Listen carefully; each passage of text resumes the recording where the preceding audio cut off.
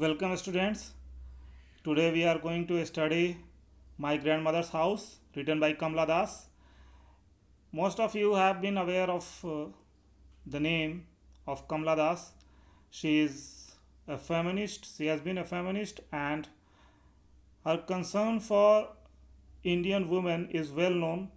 And at the same time, her boldness of expression, the boldness of theme is also very well known, and she has been the target of so many scandal debate on women life. She has also participated in those debates. In this poem, all these things, the glimpses of all these things are visible. The poem talks about the nostalgia of a woman who is already married, and she is remembering her past life, the life in a house where she was loved unconditionally, and that love is not possible in her marital life, and that is why she is reminiscing all these things. Obviously the nostalgic tone is there. So let's start the line. यहाँ पर हमारे भारत में ये एक universal theme बन जाता है, ये किसी एक महिला की कहानी नहीं रह जाती है। यहाँ पर माना जाता है कि महिला शादी के बाद एक दूसरे घर में जाती है, और इस प्रकार से उसका पूरा जीवन दो हिस्सों में बटा हुआ सा दिखता है। वो उसके पिता का घर और उसके इन लॉज का घर, जो पति का घर है वो घर, वहाँ पर दोनों जगहों पर वो किस तरीके से उसका जीवन बटा हुआ होता है, किस तरीके से वो अपने पिता के घर एक दूसरा जीवन जी करके जाती है, और वहाँ पर वो किस तरीके से अपना वही प्रेम, वही माहौल, वही दुलार तलाशती है, लेकिन जो कि नहीं मिलता है। वहाँ पर उसको मिलती हैं जिम्मेदारियाँ। तो ये एक जनरल थीम हो सकता है किसी भी पोएम का, लेकिन यहाँ पर उसका कुछ ग्लिम्स है। और नरेटर जो हैं, जो कि पोएट खुद ही हैं, because the poem has autobiographical tinge, तो उसमें वो अपने शादी के बाद क्या उनका जीवन है और उसके उस परिस्थितियों में वो किस तरीके से अपने पुराने पिछले जीवन को याद कर रही हैं। तो ऑब्वियसली नॉस्टैल्जिक टोन होगा और मेलंकलिक भी। तो शुरुआत करते हैं। There is a house now far away where once I received love. That woman died. In the first two lines, the nostalgia is clear. There is a house now far away where once I received love. These are run on lines. The line does not end here, it continues, and this is very beautifully used all through the poem. Without punctuation mark, the line carries the meaning, and you are forced not to stop there. This is the this shows the urgency of the theme, how desperate the narrator is. There is a house now far away where once I received love. एक घर है जहाँ कभी मैं प्रेम पाया करती थी, जो अब बहुत दूर है।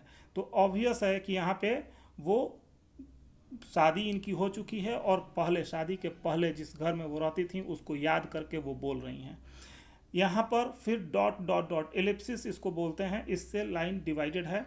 ये इम्फेसाइज कर रहा है, ये जो डिवाइस यहाँ पर यूज़ किया गया है ये इम्फेसाइज कर रहा है उस घर के डिस्टेंस को, कि वो वहाँ से जहाँ पर वो अभी वर्तमान में है उससे बहुत दूर है वो घर, जिस घर के बारे में बात कर रही हैं जहाँ उन्होंने प्रेम पाया था। दैट वुमन डाइड, वो महिला मर गई, अब जीवित नहीं है। The house withdrew into silence, snakes moved among books, I was then too young to read, and my blood turned cold like the moon.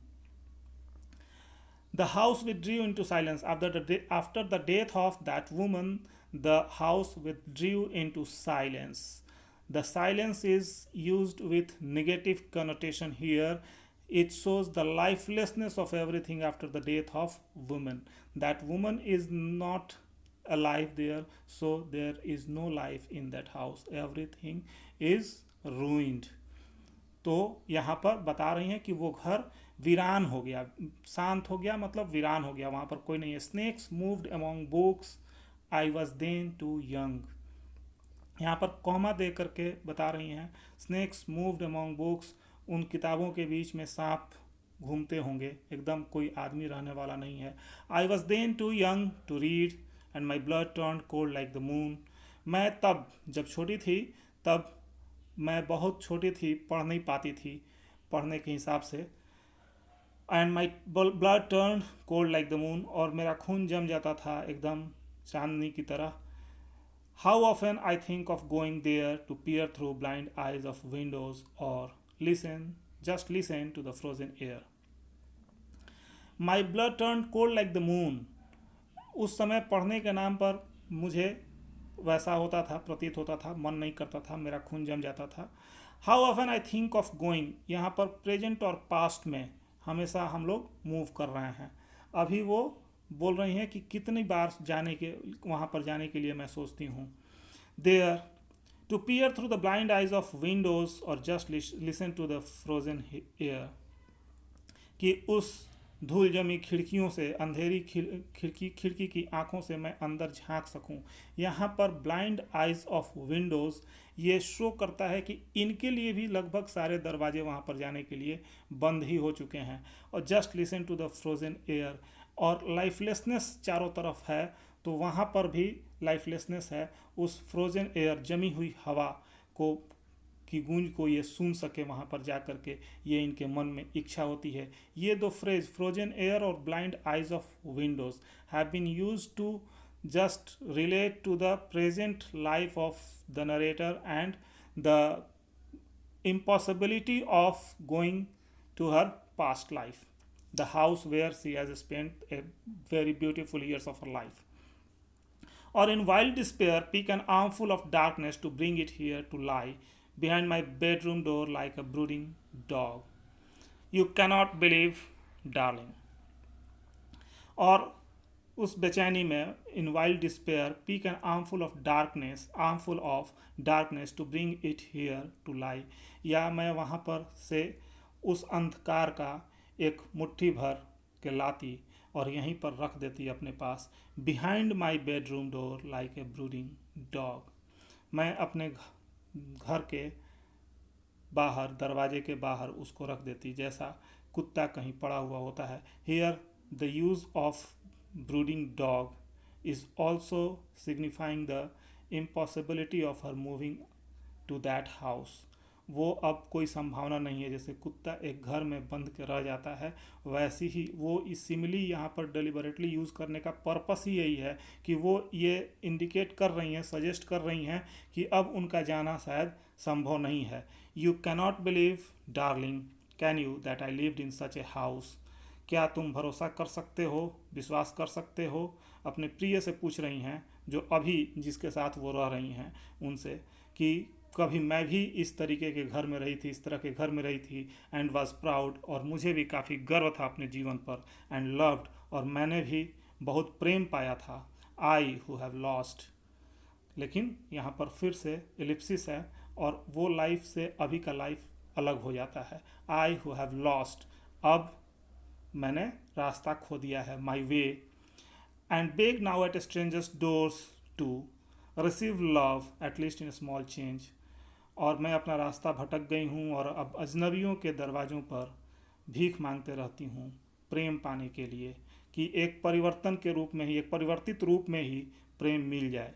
यहाँ पर at least in small change shows that the narrator is sure, the poetess is sure not never to find that kind of selfless love, unconditional love, but she expects only to get something, at least with some changes. So